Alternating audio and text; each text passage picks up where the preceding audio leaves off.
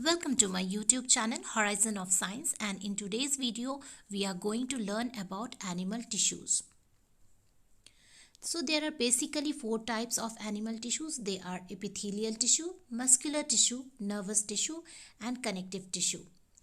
Today we will focus on epithelial tissue.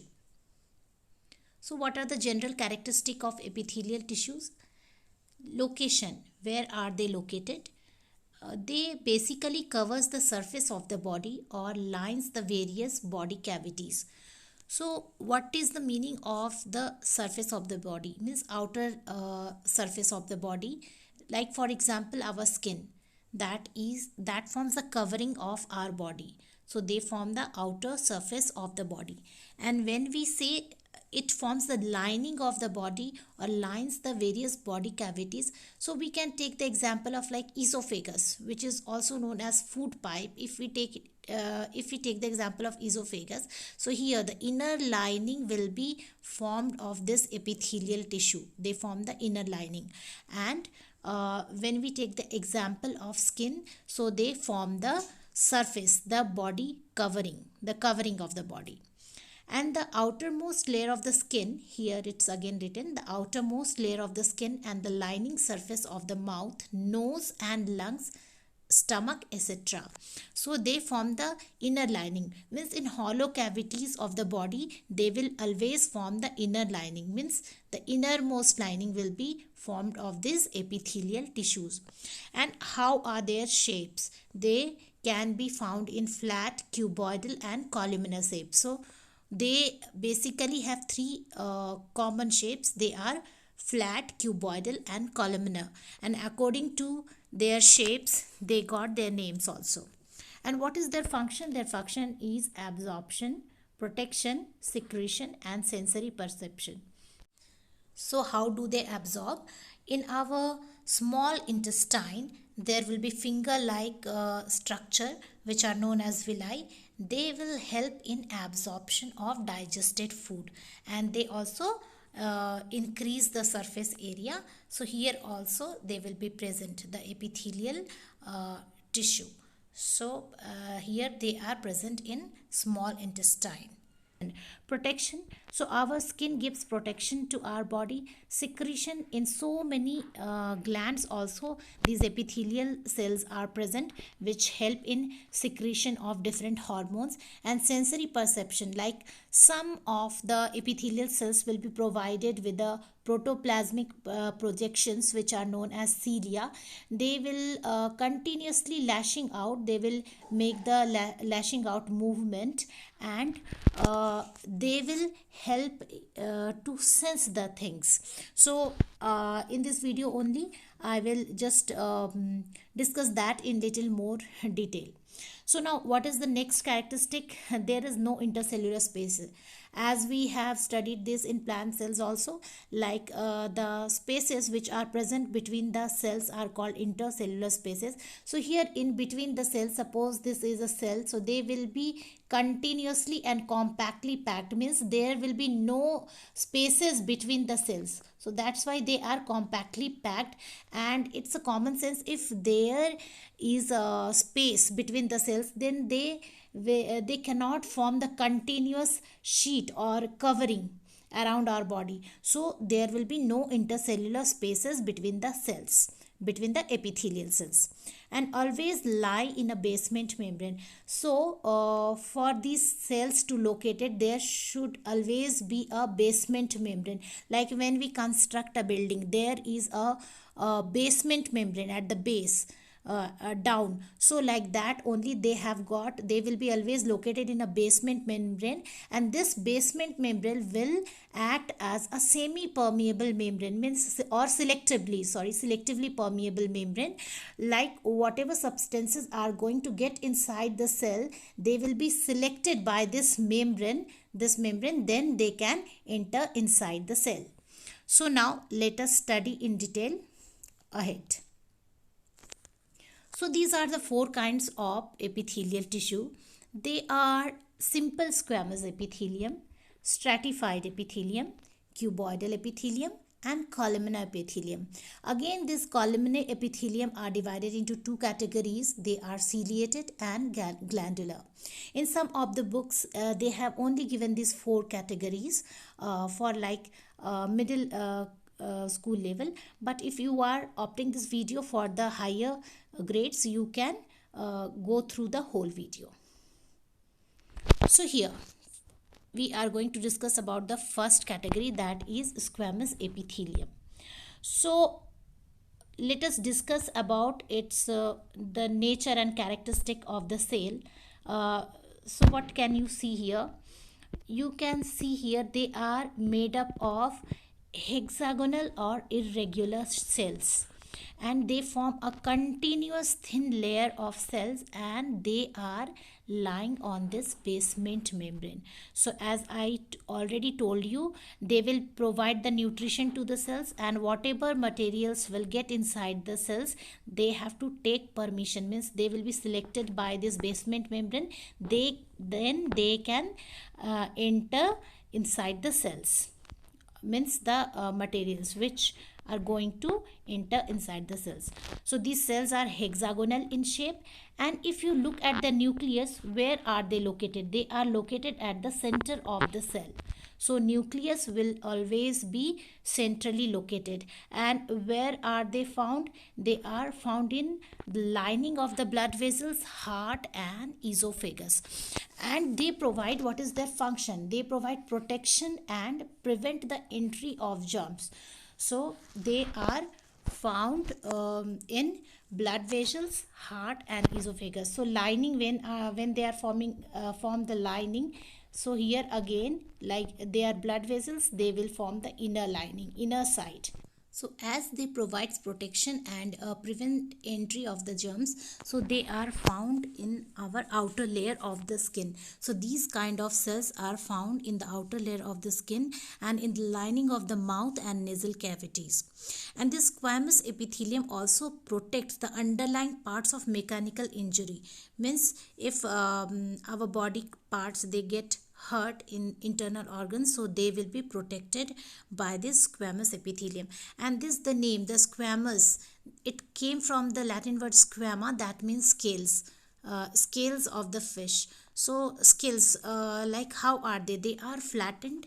So like that only the cells are flattened, and they form continuous thin and protective sheet.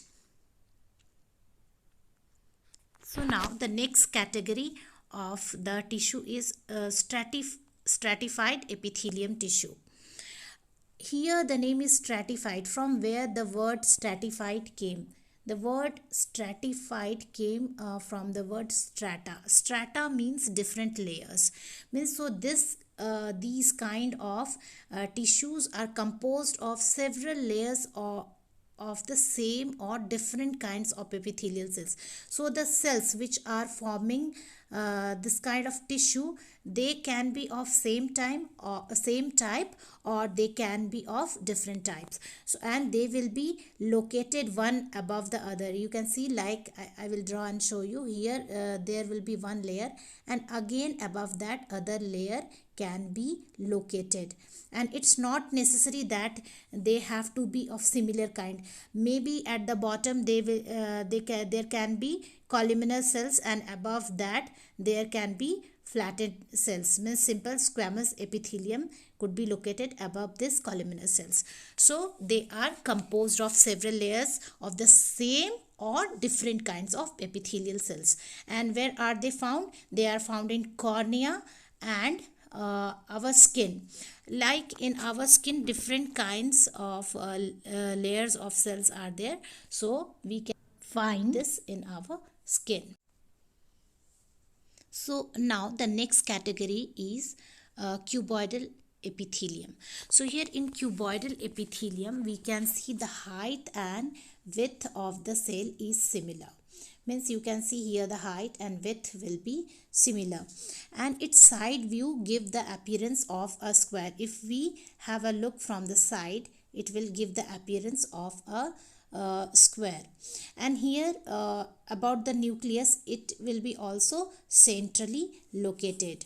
And what is their function? Their function is to secrete. Their main function is secretion. So by talking about the function, what can you guess? Where can it be found? It can be found in thyroid gland and kidneys.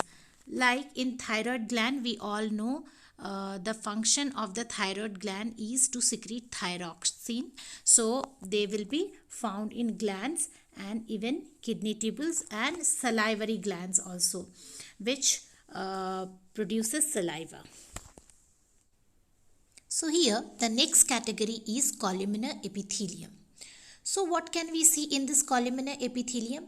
The cells are placed side by side and they look like columns. So here we can see the length is much more than their width. So that's why they give the appearance of columns and they got the name columnar epithelium. Now what about the nucleus? Nucleus is always located towards the base of the cell or towards the basement membrane, as you can see here. So nucleus will be always located towards the base of the cell. So these are the characteristics of the cells of columnar epithelium. And here they will be present always in the lining of the stomach, intestine, pharynx and larynx. Means in our alimentary canal, which will be starting from the mouth and ends at the anus. So mostly in stomach, intestine and pharynx and larynx they will be present. So if you have the idea of the digestion, means in which part of a digestion gets completed? In small intestine, as we all know. So in small intestine there will be some villi like structure. Villi means they will be finger like structures which help in increasing the surface area for the absorption of nutrients. So there in that part they will be present, and they will be also present in pharynx and larynx. So here two categories of columnar epithelium we can see. The first category is ciliated columnar epithelium. So why did they get the name ciliated columnar epithelium? Because they are provided with the cilia. Cilia are hair-like projections, as you can see here, and they are located at their free ends.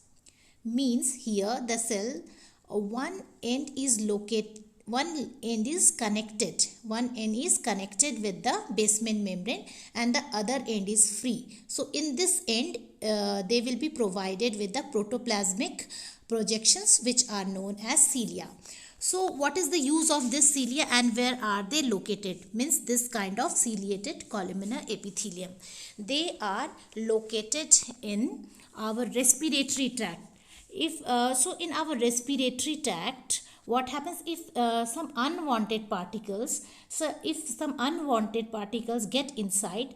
So these cilia will be help them to propel out. These cilia will help to propel out those unwanted substances by their continuous lashing out movement or wave-like motion, and they will be propelling it out by the through our mouth or nose. So they will be present in our mainly in respiratory tract, and even they are also present in the female reproductive tract, like in our fallopian tube, which helps in the movement of ovum. And again they will be help in the movement of the formed zygote from the fallopian tube to the uterus to just fix it in uterus.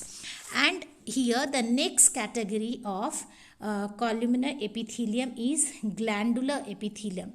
This is also one of the category of columnar epithelium.